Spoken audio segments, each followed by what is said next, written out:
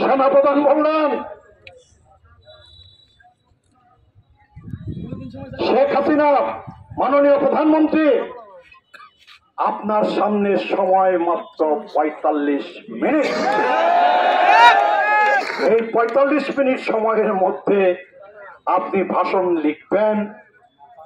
Radio Bangladesh থেকে, Bangladesh television থেকে আপনার ভাষণ রেকর্ড করার জন্য জনবল আসবে। এই সুযোগ তো ৪৫ মিনিটের মধ্যে আপনাকে দেওয়া যায় না। শেখ হাসিনা তার শেষ মনোবাঞ্ছা, শেষ খায়েশ, এইটা কিন্তু কালকে আর বাস্তবায়ন করতে পারলেন না।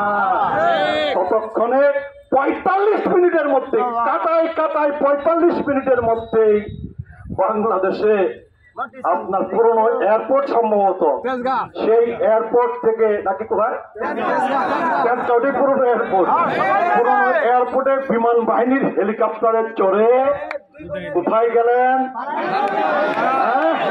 কোথায় গেলেন?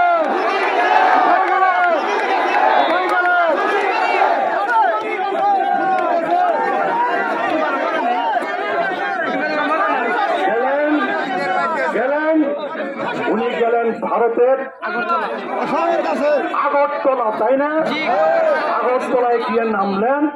আগরতলা থেকে উনি গেলেন কোথায়? উনি দিল্লির কাছে এক এয়ারপোর্টে উনি নামলেন। নেমে দিল্লির মেহমান হিসাবে, মোদির খাস মেহমান হিসাবে, মোদির খাস মেহমান হিসাবে উনি এখন দিল্লিতে দিনাতিপাত করছেন। শেখ হাসিনা, আপনি তো মনে করেছিলেন এই বাংলাদেশটা হচ্ছে আপনার বাবার তালুক। আপনি মনে করেছিলেন বাংলাদেশটা আপনার বাবার জমিদারি। এই তালুক থেকে, এই জমিদারি থেকে বাংলাদেশের মানুষ আপনাকে কখনই বিদায় করে দেবে না। আপনি মনে করেছিলেন, আপনি 2014-তে ভোট দেন নাই, বিনা ভোটে মির্জা আজম এমপি, শেখ হাসিনা এমপি, 153 জন এমপি আমাদের মনে আছে না?